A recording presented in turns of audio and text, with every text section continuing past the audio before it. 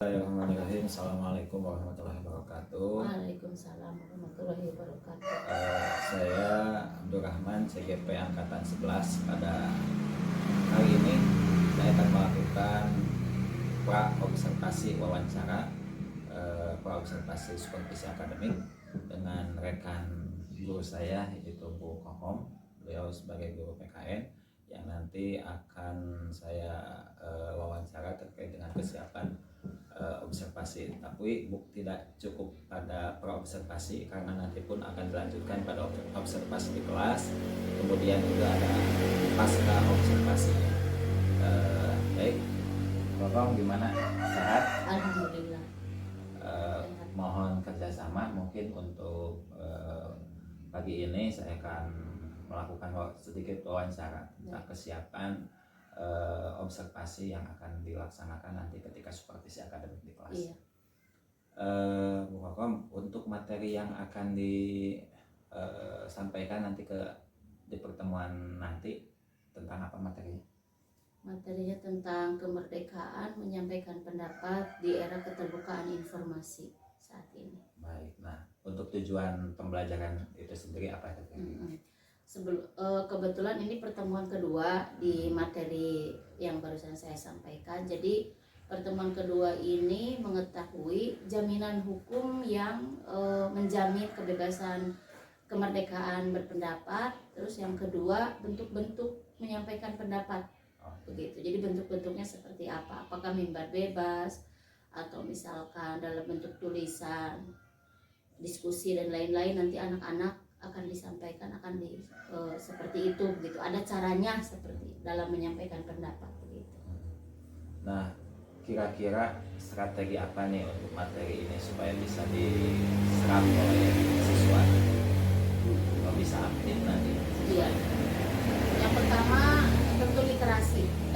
Itu karena ya begitulah, seperti kita tahu bahwa literasi ini penting sekali, dan kalau tidak didorong di jam belajar susah sekali anak-anak untuk mandiri. Setelah itu mereka nanti akan mengeksplor lewat pertanyaan, begitu. Apa yang ingin mereka ketahui, nanti saya berikan segmen untuk menanyakan apa yang mereka baca, apa yang mereka amati dari gambar, untuk dieksplor lewat bertanya. Nah, di situ setelah itu saya pun tidak langsung menjawab, tapi memberikan kesempatan. Barangkali ada anak-anak yang bisa menyampaikan atau menjawab pertanyaan temannya. Lalu nanti ada diskusi kelompok. Jadi dibuat kelompok belajar, diskusi, menyampaikan hasil diskusi, lalu di akhir nanti ada refleksi. Ada semacam ini juga Pak, penilaian enggak? Ada. Penilaian itu dilihat dari bagaimana anak-anak dalam berdiskusi. Saya keliling ke setiap kelompok, bagaimana dia mau tidak egois gitu dalam berdiskusi. Itu kan anak-anak ada yang egois dengan pendapatnya sendiri. Nah, bagaimana melihat apakah dia kerjasama atau dia itu mau berbagi pikiran atau merelakan apa isi pikirannya, ternyata pikiran orang lain yang dipakai, seperti itu. Itu adalah bentuk penilaian. Selain penilaian, di akhir ada penilaian tertulis. Baik. Nah, mungkin ini nanti yang akan jadi pegangan ketika observasi. Dan kita mungkin nanti akan ketemu di sesi observasi di kelas. Mudah-mudahan kesiapan yang barusan disampaikan Bu Kokom memang bisa kita gali kepada anak, sehingga anak di materi yang ingin disampaikan itu bisa mencerna dan menerima materinya dengan baik. Iya, amin. Baik, kita ketemu lagi mungkin setelah diobservasi, di terakhir sesi pasca observasi. Oh iya. Terima kasih mungkin Bu Kokom untuk pra-observasi pagi hari ini. Waalaikumsalam warahmatullahi wabarakatuh.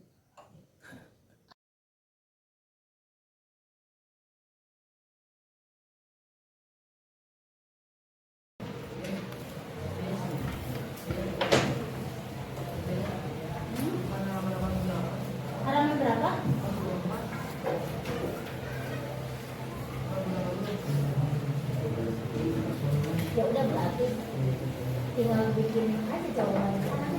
kasih waktu. Ya.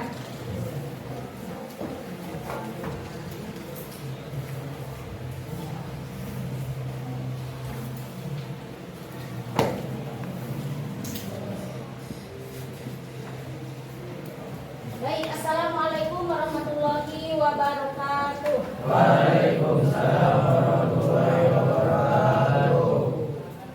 Alhamdulillah hari ini sehat semuanya anak-anak. Alhamdulillah. Siapa yang tidak hadir hari ini? Hadir semuanya? Ada yang tidak hadir. Ada yang tidak hadir siapa? Adrian Pramudia, kenapa? Sakit. Terus siapa lagi? Siapa?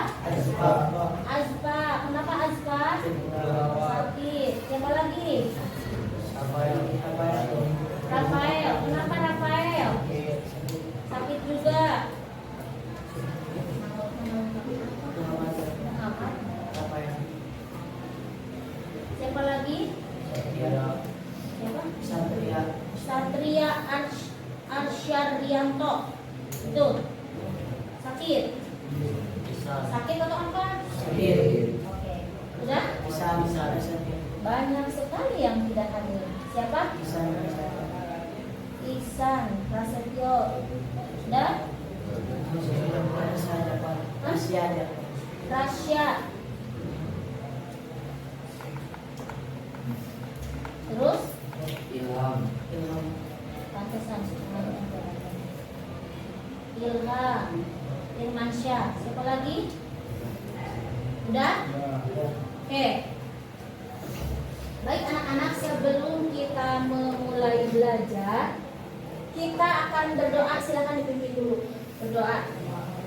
Istirahat, istiqomah, doa anak tadi.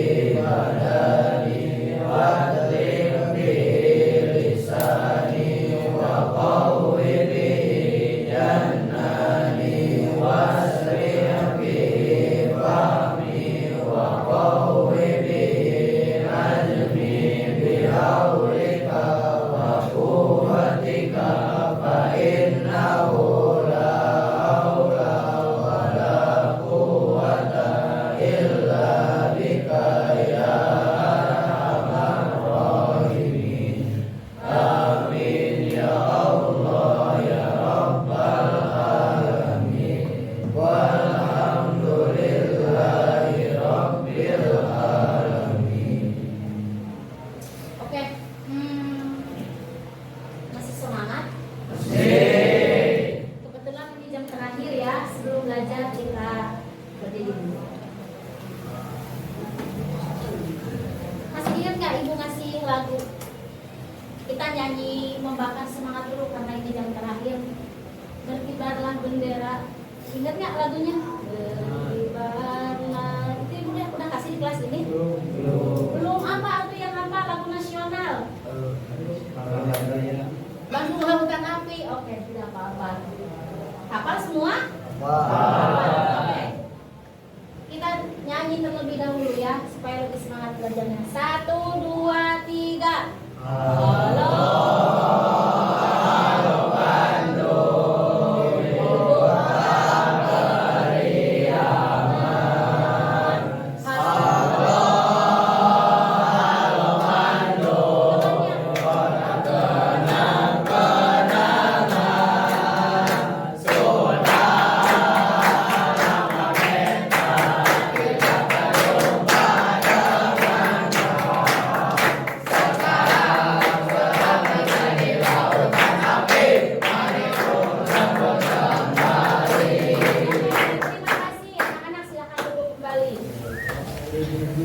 Ya.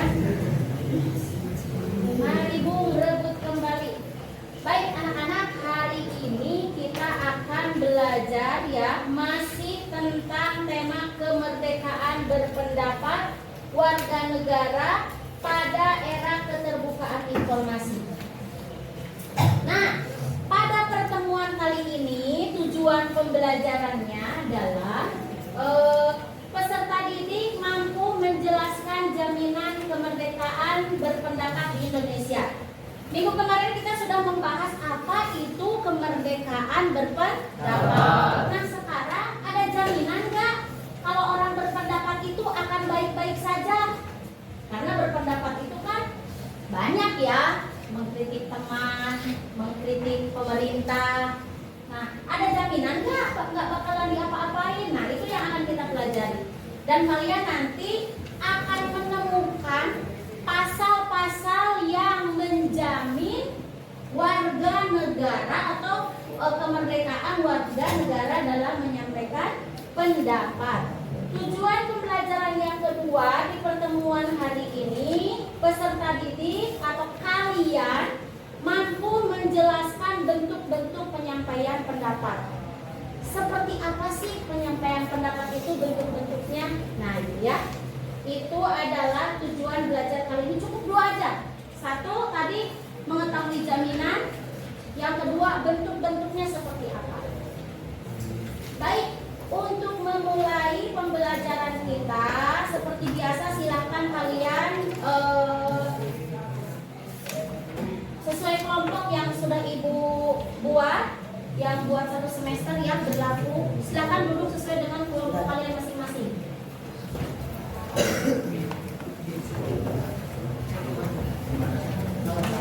Nah, sok masih ingat nggak master yang ibu?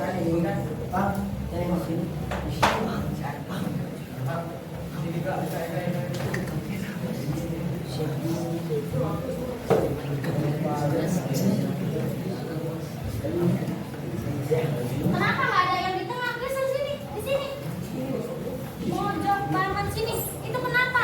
Masuk, sini, masuk. Hati-hati. Hati-hati, hati-hati. Oke. Sini, di sini. Sini. Kalau mana ini? Sini.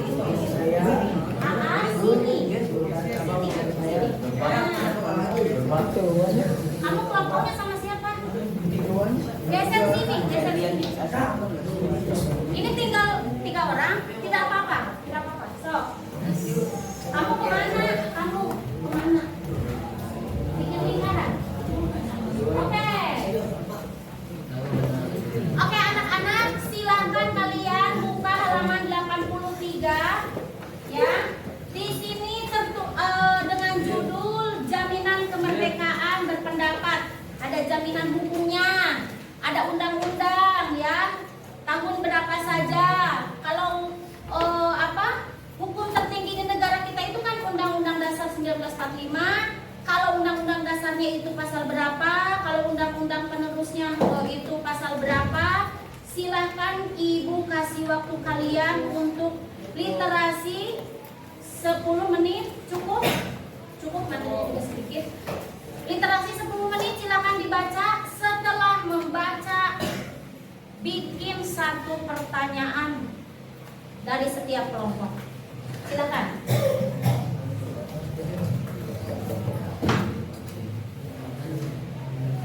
Apa yang kalian temukan, dirasa penasaran, tanyakan nanti di sesi 2.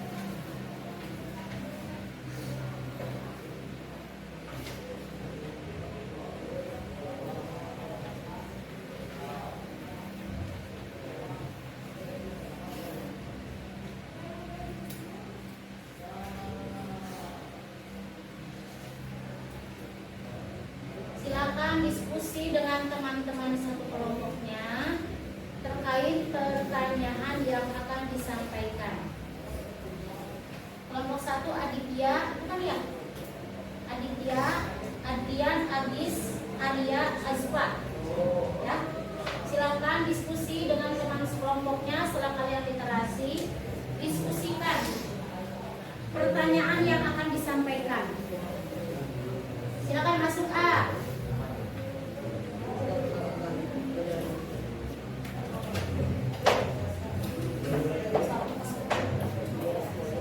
Masuk aja ke kelompok A. Silakan. Boleh temannya mengajukan, saya penasaran tentang ini, gimana kalau bertanya ini. Pokoknya disepakati aja pertanyaannya mau apa. Satu kelompok satu pertanyaan.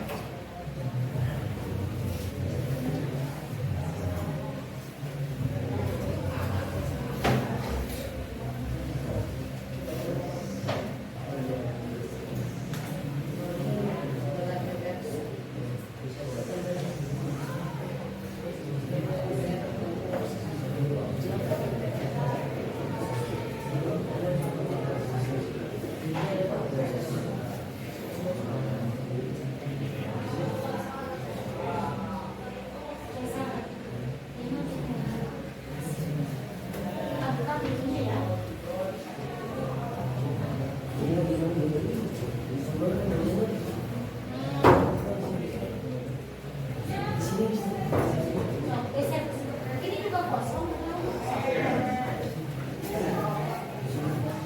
Kelompok mana yang sudah siap bertanya?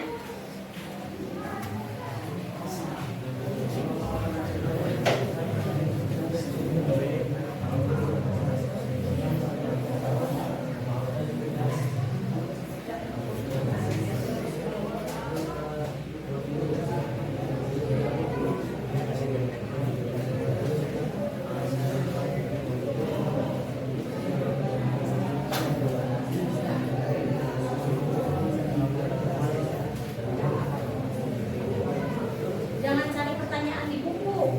Pertanyaan itu lahir dari rasa ingin tahu. Kamu ingin tahu apa dari yang kamu baca ini? Yang nggak dipahami apa?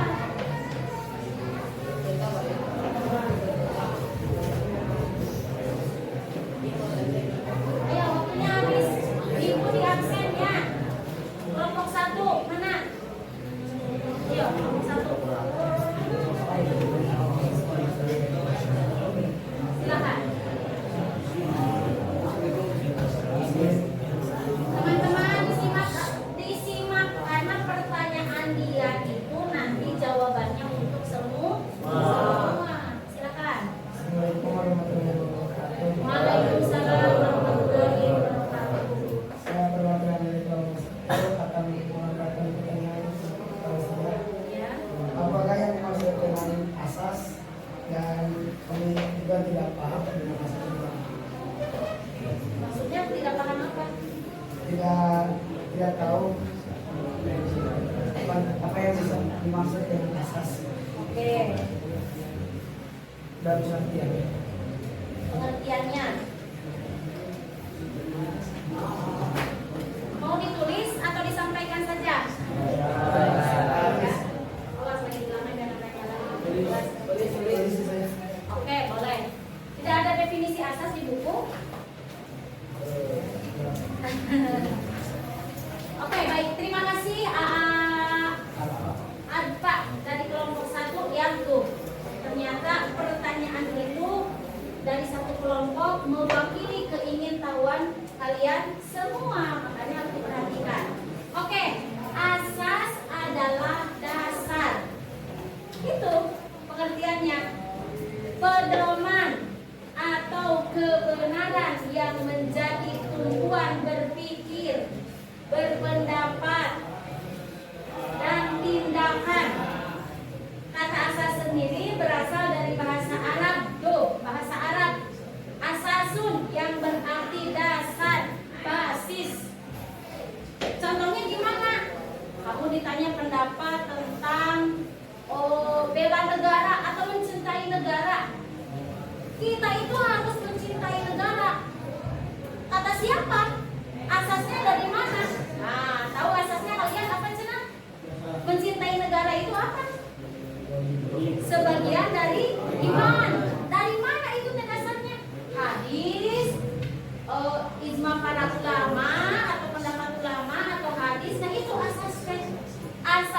dasar seseorang berpendapat, bertindak atau berperilaku. Contoh, kita bebas menyampaikan pendapat, tidak akan diapa-apain. Asasnya apa? Dasarnya apa nih? Atau kamu itu kalau mau sholat harus wudu dulu? Atau siapa? Bisa, yang penting pas sholat mana kalau harus wudu dulu? Dasarnya apa? Asasnya apa? Nah, itu asas dasar kita berpendapat, berperilaku. Dasarnya surat Al-Maidah ayat sekian. Ketika engkau akan bersolat, maka faghsilu wujuhakum wa aydiyakum ilal marafiq wamsahu bi ru'usikum wa arjulakum ilal ka'bayn. Eta asas nanti. Berarti lamun kita wudu lah tidak sah. Nah, itu asas teh. Jadi kamu mengambil asas boleh berpendapat. Asasnya apa? Oh, pasal 28 nih UUD RI tahun 45. Oh, itu asas. Bisa menjawab sudah cukup? Kelompok 2, bagus pertanyaannya. Seperti sepele tapi ternyata kalau tidak paham kita bingung ya. Lanjut nomor 2. Kelompok 2 mana? Silakan. Waalaikumsalam. Saya akan menggali perwakilan dari kelompok 2 ingin menanyakan tentang kenapa Indonesia disebut negara hukum.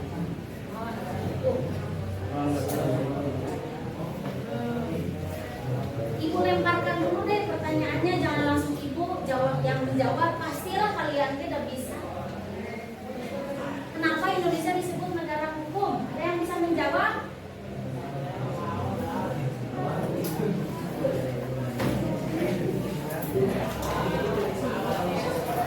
Ayo, ada yang bisa menjawab nggak?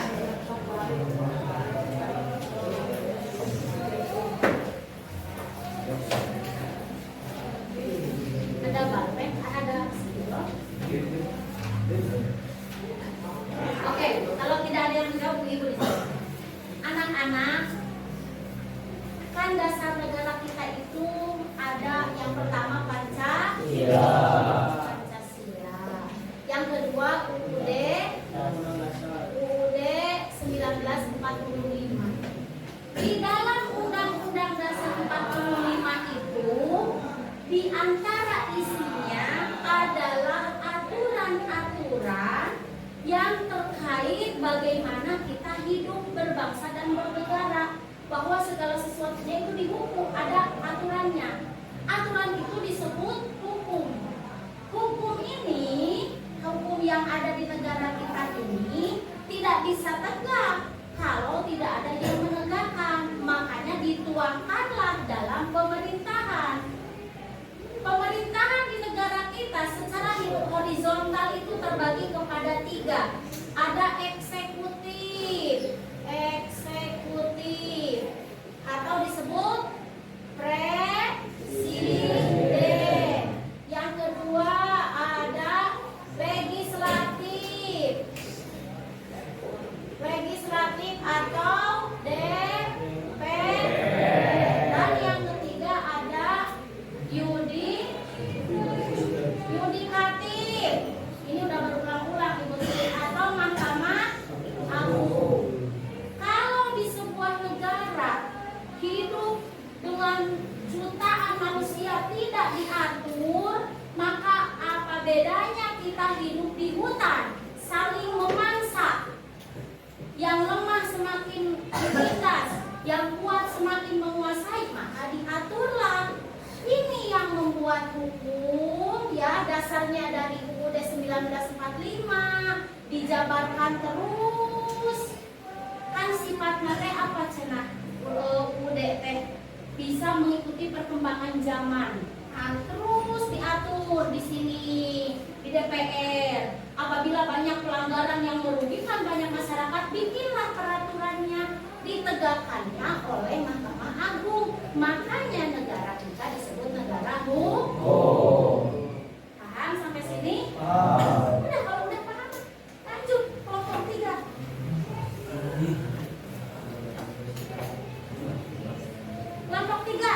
silakan. Assalamualaikum warahmatullahi wabarakatuh. Waalaikumsalam. Saya dari perwakilan kelompok 3 akan bertanya apa yang dimaksud berpola pikir rasional. Berpola pikir rasional. Terima kasih A. Pertanyaannya. Ada yang bisa jawab? Jangan ibu terus, kan yakin kalian bisa. Berpola pikir rasional.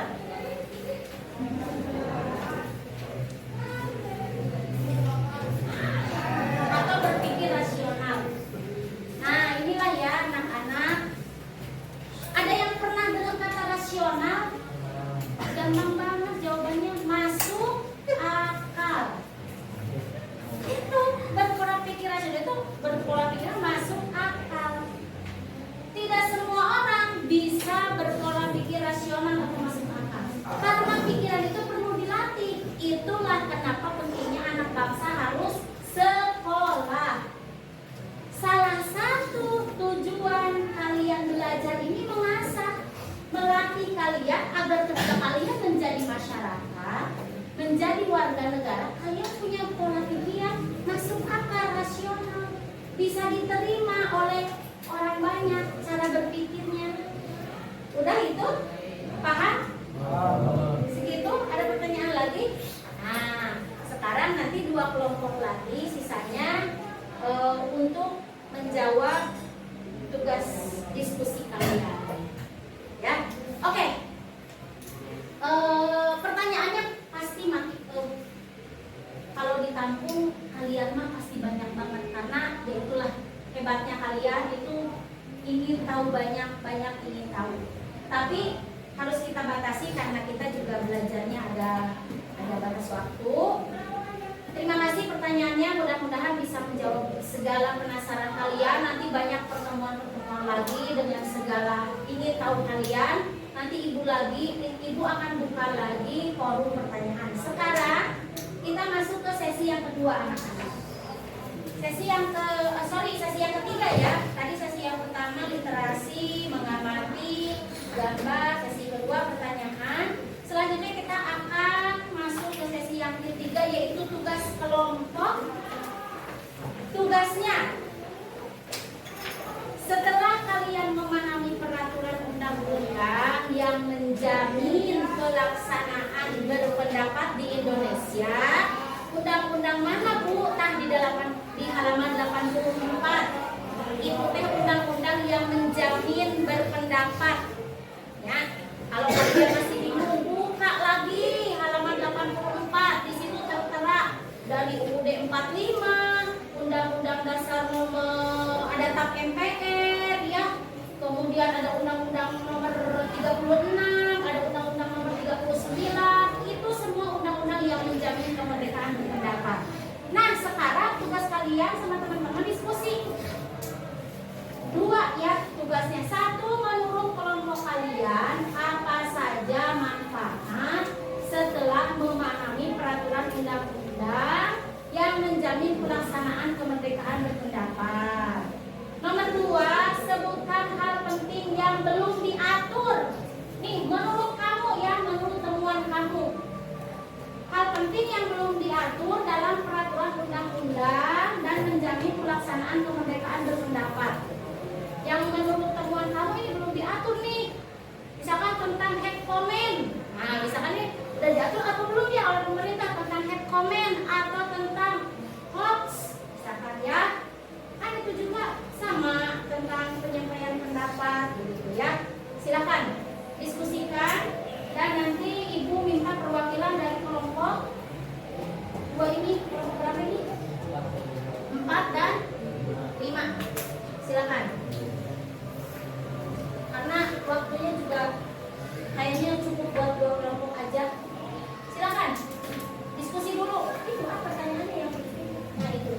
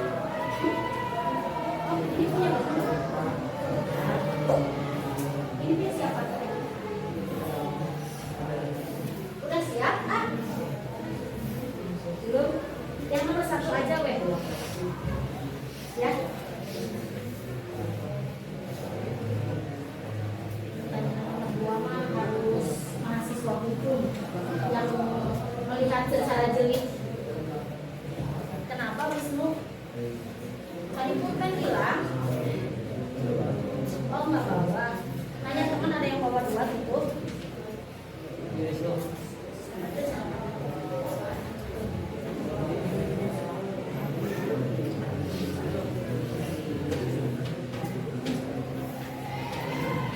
Sudah siap? Ah? Besok perwakilan 1 orang ya. Sudah siap? Siap, oke. Oke teman-teman, lihat ke sini ya anak-anak. Oke sambil dikerjakan. Tapi lebih baik bagusnya kita perhatikan. Ini ada dari kelompok 4 ya. Kelompok 4 sudah siap menyampaikan hasil diskusi ya terkait apa tadi Kak? Tema diskusinya. Jadi menurut kelompok ini manfaat setelah mengetahui undang-undang ya yang menjamin tentang kemerdekaan berpendapat di Indonesia. Oke, silakan. Assalamualaikum warahmatullahi wabarakatuh. Waalaikumsalam warahmatullahi wabarakatuh. Saya perwakilan dari kelompok 4 akan Menyampaikan hasil ada diskusi. Oke. Jadi di undang-undang itu dijelaskan bahwa orang yang berpendapat itu bebas untuk ganti kepercayaannya, mengikuti pikiran dan sikap dan sesuai dengan hati nuraninya tentang apa yang pikiran dan hati nuraninya. Dan di pasal 29 dijelaskan bahwa bisa mengeluarkan dengan lisan atau pikiran atau tulisan. Jadi kalau ada orang yang mau menyampaikan pendapat tapi dia gugup dalam mengucapkan, dia bisa dengan tulisan. Lalu mengirim sekolah dan juga berhak mendapatkan kebebasan bersertifikat, berkumpul dan mengeluarkan berpendapat berserikat. Dan orang berpendapat juga harus bisa menghormati yang berbicaranya, yang kan Orang yang berbeda pendapat dengan dia. berbeda dengan dia. Terus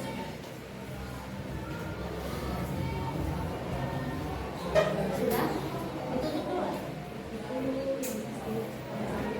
Itu yang bisa kami sampaikan. Terima kasih. Assalamualaikum warahmatullahi wabarakatuh. Waalaikumsalam. Kita kasih tepuk tangan buat berbicara menyampaikan poin per poin dari undang-undang yang menjamin kebebasan berpendapat. Silakan kelompok 5. Ayo semangat.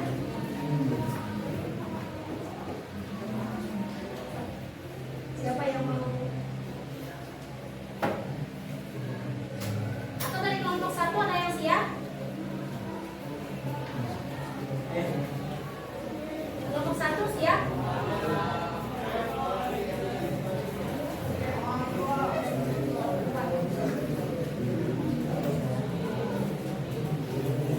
Manfaat. Ayo. Kalau bingung lihat kata kunci. Manfaat.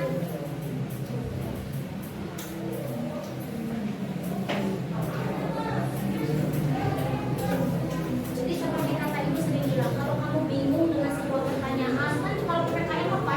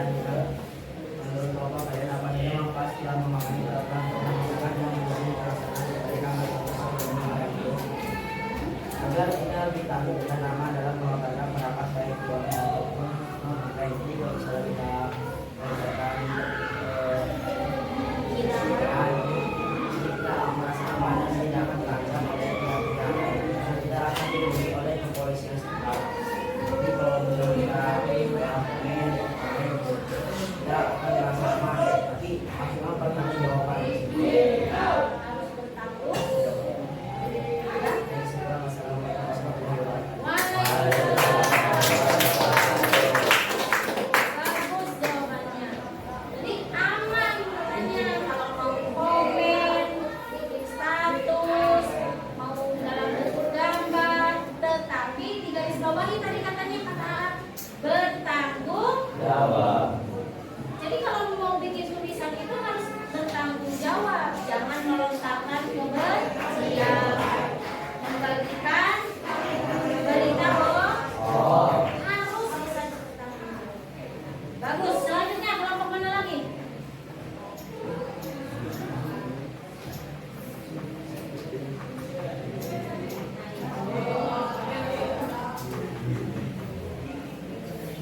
Ayo kelompok ini siap?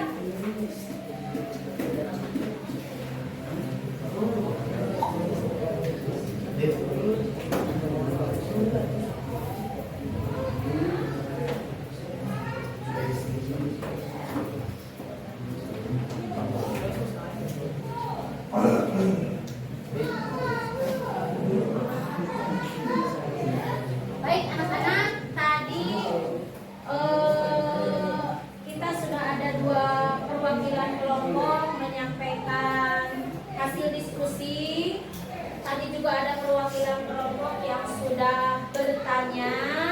Kita simpulkan pembelajaran kita hari ini, ya, bahwa menuangkan pikiran, ya, sesuai dengan hati nurani, baik dalam bentuk lisan ataupun tulisan, di era keterbukaan informasi ini aman karena ada undang-undang yang menjamin keselamatan kita, ya, dalam menyampaikan pendapat, ya. Namun perlu digarisbawahi, dalam menyampaikan pendapat di era keterbukaan informasi yang sekarang banyak sekali aplikasi yang jadikan wadah untuk menyampaikan pikiran itu, ada WA, ada Facebook, ada Instagram, ada TikTok. Di situ adalah tempat untuk menyampaikan pikiran, baik dalam bentuk gambar, tulisan, boleh ada undang-undang yang menjamin. Tapi yang harus digarisbawahi, apapun yang kita tuangkan, baik dalam pikiran ataupun tulisan itu, baik dalam lisan ataupun tulisan, video atau gambar, harus bisa dipertanggungjawabkan. Seperti kata tadi Ibu, jangan menyebarkan berita bohong atau mengujarkan kebencian atau, ya, mengejek agama lain atau mengejek kelompok suku-suku lain, ya. Itu yang harus digarisbawahi. Jadi aman. Oleh karena itu, setelah kalian mempelajari ini, kalian menemukan manfaatnya atau tidak? Nah, apa yang bisa kalian manfaat apa yang kalian temukan dari pembelajaran hari ini? 1, Sumber pendapat. dijamin oleh undang. Nah, itu ya. Kalian jadi tahu kalau ternyata berpendapat itu dijamin oleh undang. Yang kedua,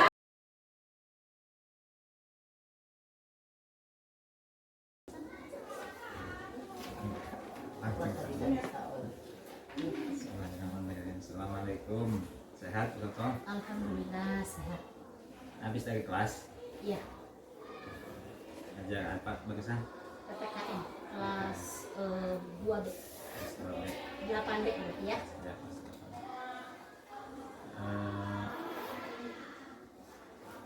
sudah di pertemuan keberapa?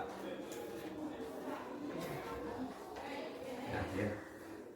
Kalau minggu depan acara apa sudah mulai ujian praktek, berarti ini pertemuan terakhir.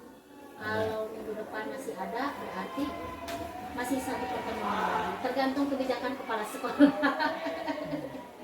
Ada temuan apa di kelas untuk tadi? Pelajaran tadi ya. Ya. Kalau temuan kendala mah yang negatif, alhamdulillah minggu ini tidak ada. Hanya menemukan yang positif boleh disampaikan, alhamdulillah. Jadi kelas B ini termasuk yang tadi saya masuk terakhir itu biasanya bermasalah di kebersihan sih ya. Cuman tiap minggu terus diingatkan dan surprise banget tadi, masya Allah bersih, anak-anaknya tertib, alhamdulillah. Karena sebenarnya untuk pelajaran PKN sendiri bukan hanya kelas D, semuanya anak-anak itu antusias karena mereka kan selama ini taunya presiden, wakil presiden, ternyata ada lembaga-lembaga lain yang berkuasa, termasuk demokrasi itu apa, otonomi daerah itu apa, gitu kan. Luar biasa, anak-anak antusias ya. Kalau yang kendalanya mungkin apa ya, kalau di kerapihan paling saya kalau untuk antusias belajar luar biasa di sini anak-anak antusias. Nah tadi kan disampaikan katanya waktu awal-awal sering ada masalah tuh di masalah kebersihan, Iya. tapi pas sekarang dibuat takjub lah, Iya. ya hukum dibuat takjub ketika masuk ke kelas dalam keadaan kelas tidak seperti biasanya. Kira-kira kenapa tuh bisa gitu? Mungkin dorongan dari semuanya ya, bukan hanya dari saya. Karena saya itu ke anak-anak tuh kayak gini. Wali kelasnya siapa? Bilang ya, kata ibu. Jadi gitu. Takut wali kelasnya mungkin kurang peduli.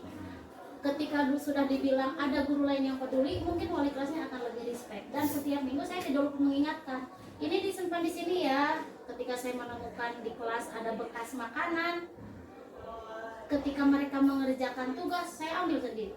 Jadi kalau misalkan kita mencontohkan, mereka juga akan lebih malu. Begitu. Ketika menemukan, ya kan di sini anaknya boarding, mungkin bawa tempat makan, piring. Saya bilang, ini tempat belajar ya, tidak boleh membawa piring atau makan di kelas. Saya sediakan di sini, ini ada lemari, dipindahkan ke tempat lain. Pokoknya kita petakan aja gitu. Jadi kalau anak-anak bersihkan nggak bisa. Kita harus tunjukkan, memetakannya seperti apa, mencontohkannya seperti apa. Dan saya tidak segan, saya yang nyapu, saya apa. Akhirnya mereka, malu mungkin ya gitu kan. Akhirnya mereka sendiri gitu yang kayak gitu, yang melaksanakan.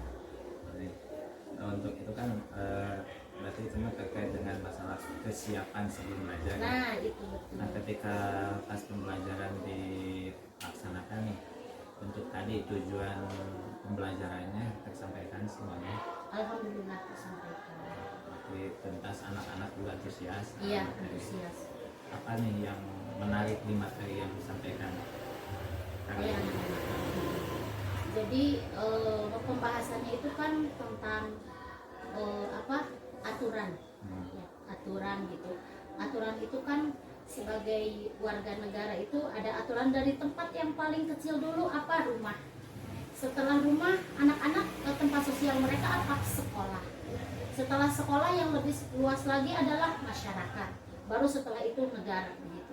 Jadi mereka antusias tentang peraturan yang lebih besar negara karena bahasa-bahasanya gitu baru mereka menemukan begitu.